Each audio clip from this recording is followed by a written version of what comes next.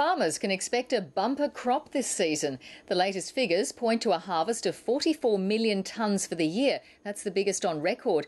The only problem for some areas is the amount of rain they've been getting. Too much this time as opposed to too little. Amy Bainbridge reports from the Liverpool Plains. This is a race against time for Xavier Martin at Malali. After weeks of heavy rain, he's in the header 14 hours a day.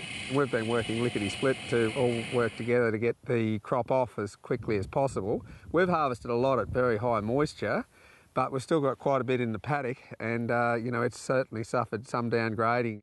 Rain has damaged crops in some regions and it's caused harvest delays in many states.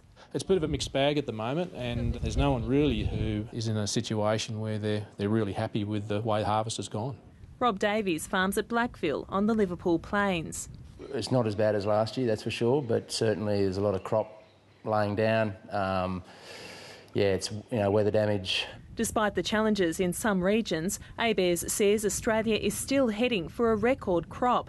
Western Australia's winter crop production is forecast to rise 82% this year. Queensland is also up, but there will be falls in Victoria, New South Wales and South Australia. As well as the turnaround in Western Australia, although the eastern states, the size of the crop in the eastern states is expected to be a little bit smaller than last year, it's still expected to be one of the biggest crops on record in the eastern states.